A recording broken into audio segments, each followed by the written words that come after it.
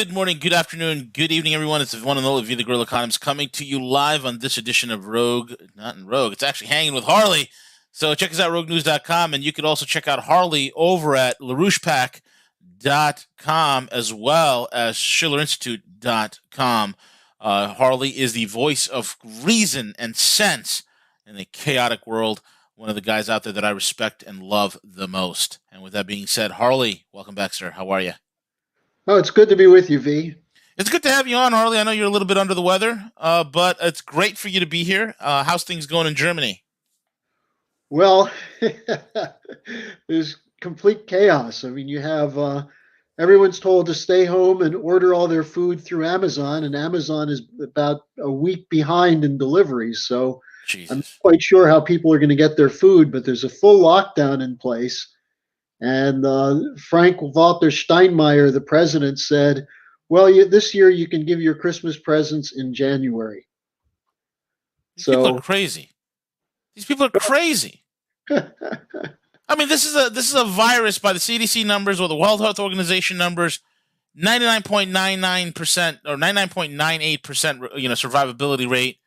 World Health Organization has come out and said lockdowns don't work. It's not the way to go.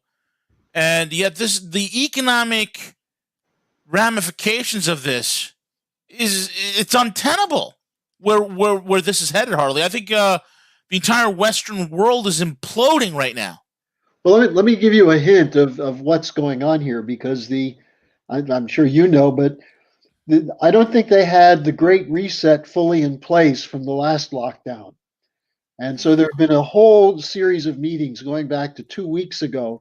I reported to you that Prince Charles presided over a meeting with Mark Carney from the Bank of England, Fink from BlackRock, and others, where they met actually in the city of London to discuss how to get this great reset through the European Union and the US.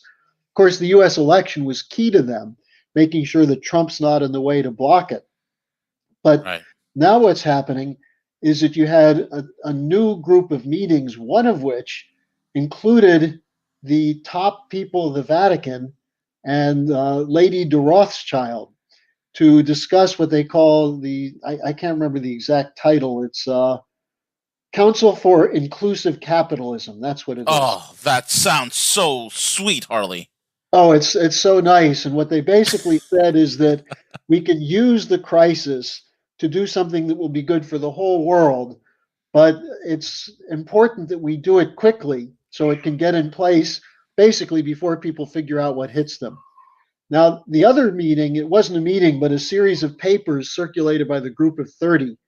Now, the Group of 30 is essentially former central bankers, uh, people who work for the International Monetary Fund, and leading economists, people such as Larry Summers, crackpots. Yeah. But the keynote speech was given by Mario Draghi, who until recently was the head of the European Central Bank. And Draghi started out by telling the truth for once. He said the world economy is on the edge of a cliff. But from there on, he just went into complete sophistry. He wouldn't tell people, of course, that he at the ECB was part of the reason it's on the edge of a cliff, because he coordinated with the Federal Reserve to go with the quantitative easing policy, the liquidity pumping. And then what did he say? Well, liquidity is no longer the major problem. Well, of course it's not, because they're just creating liquidity out of thin air hour by hour. But he said he made a discovery. Solvency is now the major problem. Of course. Now, solvency was the major problem when they tried to treat it with liquidity. Correct. They were buying and selling instruments that were worthless. Yep. And we needed money from the central banks to be able to do that, because trading was the only way money was being made by the money center banks and the hedge funds and the shadow banking system. So he said, now that we have this problem with solvency, we have to move from broad support to more targeted measures. And then he went on to say government intervention should be focused on managing the pace of creative destruction.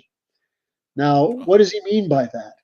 Well, he went on to say that policymakers will have to decide between preserving the status quo and existing jobs versus allowing or encouraging the process of creative destruction in which firms fail, allowing jobs and resources to flow from unsuccessful firms to ones that are better suited for the new economy.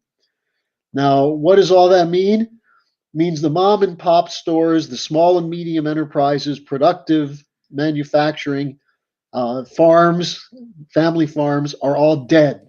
They're going to go through creative destruction. In other words, cut off from credit, have their markets destroyed. And where are we going to put the resources? Into the speculative system. Oh And yeah. who's going to choose which companies are better suited?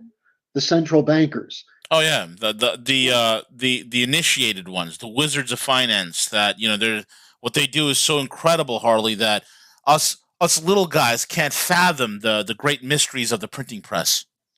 Well, when they say that policymakers will have to decide, they've already said that policymakers who are elected are not acceptable because elected representatives, on occasion, will respond to the demands of their constituents.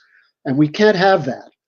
Now, you and I know that most of the so called policymakers in Congress and parliaments around the world are bought and sold prostitutes for the big banks, for the corporate cartels.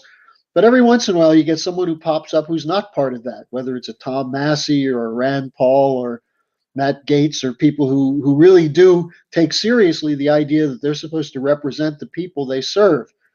So you can't allow that. That gets in the way. So what they are insisting on is groups of technocrats, quote unquote, who will work under the auspices of the central bankers to determine fiscal policy. Now, I've reported this before on this program, but now you have Draghi, you have this conference with the Pope and Lady de Rothschild, you have Mark Carney, you have Janet Yellen. All of them are pushing this. Now, what did Mark Carney say in a talk to the Financial Stability Board at the same time Draghi was giving his speech? What Mark Carney said is we now have to move from voluntary to mandatory climate disclosures as the basis for credit. Mandatory climate disclosures. In other words, if you produce a physical good, you're not going to get credit. So this is what the Great Reset is. It's all wrapped around this whole entire Green New Deal thing, Harley. Yep. It's crazy because their continued pumping of what they're doing with constant printing of dollars or euros or pounds and then dumping it into the system. All that's doing, it's creating the capital destruction, number one. Number two, it's creating all sorts of negative feedback loops within the economy itself. And the third thing that it's doing, Harley, is that you're seeing capital destruction. Because the average folks don't understand is that liquidity, even though you could say you have it's a liquid business, I have the most liquid markets, that is basically an economy or a business or an individual's ability to pay short-term obligations. It does not equate, liquidity does not equate to solvency. And solvency is what you need in order to make and maintain long-term financial goals, commitments, R&D, expansion, and overall financial health.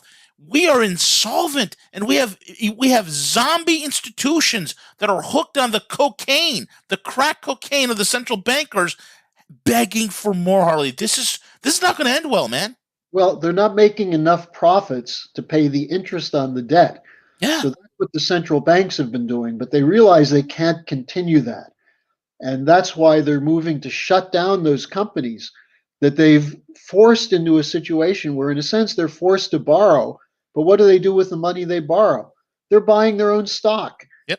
They're finding golden parachutes for their executives while they're laying off workers. I mean, there's a new round of layoffs coming that's not related to coronavirus, but to restructuring, the so-called creative destruction. And so they're using a so-called model that goes back to Joseph Schumpeter to justify a transformation from physical goods production to starvation. Now, the reason this is so important to see the whole picture is that what is it that when you have someone like Lady de Rothschild and the Vatican and the City of London coming together, they're trying to turn the church, the Catholic Church, into a green propaganda machine. But more importantly, there are now more countries in Europe that are passing voluntary euthanasia laws. That is, that when someone gets sick, they can voluntarily decide to have the doctor kill them or a hospital kill them. Now, this used to be called a slippery slope. And the Nuremberg Tribunal said that the Nazi death camp policies started with the euthanasia policies in which they tried to determine who are the so-called useless eaters. Now, while they say these are people who no longer are mentally competent, people who can't physically survive without extreme medical help, pretty soon they start saying, well, dissidents, you're criminally insane if you don't support Joe Biden. Therefore, we can euthanize you. This is a slippery slope. And the institutions that used to oppose this are now being brought in on the side of it, like this current Pope, who actually is trying to turn the Vatican into the Church of Satan. And I think did you like that nativity scene that Pope Francis has put out there? Yeah, I saw that. Jeez Louise, unbelievable. Well, but this is part of the degradation of the image of man that's been part and parcel of the so-called new economy. This is Silicon Valley and Hollywood, the illegitimate offspring of Hollywood and Silicon Valley and Wall Street. Yeah, the most deviant, decrepit, rotted brains amongst the human species are concentrated in Silicon Valley and in Hollywood. And in DC, and in Wall Street, and in the city of London. But go ahead, Harley.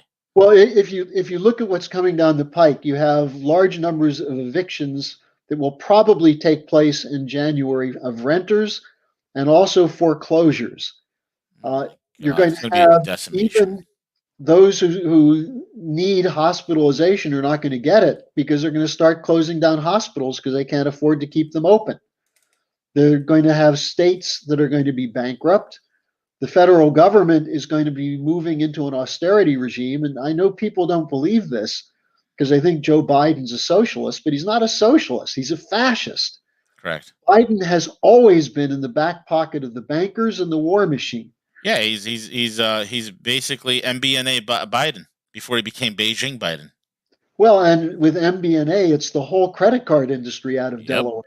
Yep. And that's also what gave Hunter Biden his start. Probably that's where he got his preference for cocaine. So you use the credit cards to make the chop it up. That's right. Let me get a Visa Black Card. It works the best. So, and I think people have a lot of their takes on this wrong when they say we're going to have socialism. The idea of socialism, at least theoretically, is that you raise the standard of living of everyone. Their intent is to lower the standard of living of everyone except the oligarchs, except the establishment. That's why Klaus Schwab has said that you need to give up you will own nothing and you will be happy. We need to ask Klaus Schwab in his satanic pajamas that he wears and on these photo opportunities that he gets, Harley, those black satanic pajamas that he wears. We should ask him to give up everything. He should be the first example. Show me, Klaus. Show us how you give up everything and be happy. Let me give you another person that we should do that with is Barack Obama. Oh, another one. Obama went to Africa when he was president, and the Africans told him how much they appreciate American technology and American know-how, and they want to bring that to Africa. Obama said, oh, no. The climate can't handle it. If everyone in Africa had an American style of living with air conditioning and cars, the planet would boil over. And hold on, Holly. Hold on. Now, what I said was, if people in Africa got air conditioning, it ain't going to work. They need solar panels, Harley. They need solar panels because Michelle and I are out there getting solar panels with the African people. That's pretty good, V. That's pretty good. Good invitation. But that's what he said. Basically, here's solar panels. Here you go. But we can't build an industry. No, don't worry about it. That's not our problem. But here's a solar panel. You can make money by cleaning it and dusting it off every few months. Go ahead.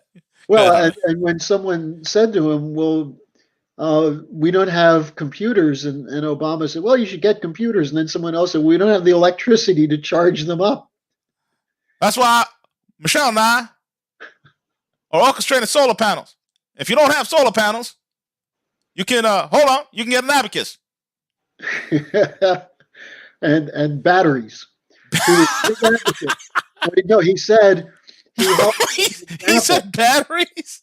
He held up as an example a South African startup company that was trying to figure out how to make batteries that were accessible, powerful enough and accessible for a rural computer connection. Oh, and God. the company got one loan and then went out of business. Yeah, now Harley, that kind of reminds me of my friends in Solyndra. Well, and we're laughing about this, but I think the point is Lyndon LaRouche caught a lot of flack when he said we should go out and organize with pictures of Obama with a Hitler mustache on him. And even some of our organizations said, well, isn't that a little extreme? And LaRouche said, look at what he's doing in his restructuring of the American economy, his green policy, his Obamacare policy. People who are dying today, whether it's from COVID or other diseases, are dying because of Obamacare, which raised the cost of medical care for everyone, was a boondoggle from the insurance companies who were basically subsidized by the federal government. But healthcare became more expensive and more unaffordable, even for working Americans. And we lost 66,000 public health workers during the Obama term in office from 2009 to 2016. 66,000. That's people who were trained, who had a decent job, and who would have been very necessary under conditions of a strain of the medical system. Obama got rid of them to save money and to increase the profits for the for-profit health insurance companies. So, Obama really did have LaRouche was really right, put a Hitler mustache on the guy. And now what do we expect from Biden? I don't know whether Biden is mentally competent to carry through the program that the controllers of Obama have in mind. But when he mentioned that he was going to have Ezekiel Emanuel, who we always called Easy Kill Emanuel, as Rahm Emanuel's brother. Yeah. The dual citizen. Yeah, that guy. He said nobody should live past 75 because once you're 75, the cost of your health care goes up astronomically. Except Ezekiel Emanuel and his brother Rahm Emanuel, they can live to 100, maybe 120 with the latest in life extension research and medications and therapies. But the rest of us, 75 should be the cutoff. Well, one of my colleagues quipped, they wonder if Biden was told that he's over 75, but then someone said he probably forgot it. He probably forgot it. Well, he's being cared for. I don't know if you know about the physician that's in the White House. Did you hear about this one, Harley? No. The great her name is Dr. Jill Biden. Did you hear about Dr. Jill Biden? Oh, yeah. Well, her goes around demanding to be called doctor. But her main care for him is keeping him away from any questions. Yeah, that and her home health aid abilities. I heard she's very proficient at with Depends underpants, as well as the medications that Joe needs in order to stay somewhat coherent. Well, and to avoid being personal, since we've had so much personal attack on the Trumps, I won't bring up their daughter, who's been in and out of rehab. But her too? Yeah. What is with this family, man? Well, it's an American organized crime family. That's what it is. That's what it is. Daughter snorts up some of the profits he makes from his extortion. Jeez. But look, the broader point here, we just put out an initiative today, the Schiller Institute, and I think it's going to be up on the Schiller Institute website today, which is a statement on how it's essential now that Trump pardon Assange and Snowden, because we have to get at this apparatus responsible for the surveillance state, the cover-up of the wars, the cover-up of the war crimes committed by the people who were unleashed by Bush and Cheney and then by Obama and Biden. All the attacks on Trump if you look at the attempts to get Trump to go to new wars, whether it was against Iran or North Korea, he did not do it. He did not only not extend the wars, he's pulling us back from the wars. He just had General Milley meeting with the Taliban to see if they could work out a way of more quickly getting troops out of Afghanistan. So Donald Trump was trying to deliver on this. He could have done this in his first year. Imagine how different the world would be Yeah. if American troops had been pulled out of Syria, Iraq, and Afghanistan in 2017 in an agreement with Putin and other leaders, which Trump was not allowed to make because of Russiagate. So we made the proposal of the importance to pardon Snowden and Assange, which Trump has been mooting recently as a possibility, to have them address the American people on what criminal conspiracies have been unleashed by big tech, by the shadow government. And then if he declassifies and publicly releases, excuse me, all the documents on Russiagate, which show that if you're looking for foreign interference in the US election in 2016 or 2020, the place you have to go is London and the British. That I mean, City of London Corporation. Well, people have heard of names like Sir Richard Dearloffe and Christopher Steele and Stefan Halper, who's technically an American, but he works with MI6. But how many more are there? You have a whole crew. Hannigan from GCHQ. He's the one who started the rumor that the Russians were hacking into the US in 2015, 2016, preparing for the elections. Now, all the evidence that was compiled by Robert Mueller's crack team of investigators, all they found was a handful of trolls, supposedly in a Russian troll farm, placing $100,000 worth of ads on YouTube that turned around the 2016 election for Trump. Now, if that's all it took, why did Biden need $1.5 billion for his election campaign? He should have hired the Russians. You know, the whole Russia story has been a fraud from beginning to end. And now they're going with a new Russia story with this new hacking thing, just in time to have the military spending ramped up again. So I think people have to actually see the documents, get the evidence, hear from Assange, hear from Snowden. And while he's at it, he should exonerate Lyndon LaRouche, whose proposals for many, many years were suppressed by the same operation that was then turned on Trump after 2016. Yeah, exactly right. So you can get the statement that we put out. It's up. If it's not up yet, it should be up later today on the SchillerInstitute.com website. Very well said. Harley, anything else that's on your radar as we're living in these exciting times where people are getting imaginary vaccines, some are getting real vaccines and fainting? Oh, I shouldn't say anything about vaccines. I'm shutting up, Harley. I was going to say something about that stuff, but I'm not going to say anything. Let me save you on this. Let me save your butt here, V. One thing people should be happy about is that 250 years ago and one day, Ludwig van Beethoven was born. And Beethoven left a legacy for us, which shows the capability of an individual creative artist who can produce works of lasting beauty that can uplift us and inspire us in our world today. And with all the chaos in the world and all the stupidity and the dumbing down of the education system, the so-called entertainment system, I would recommend that people take an hour today or tomorrow or over the Christmas holidays, if you're still allowed to celebrate, and listen to some music by Beethoven. It will uplift your soul and will put you in connection with the higher harmonies that were created by our Creator. Amen. We were all imbued with the capability to be moved by this.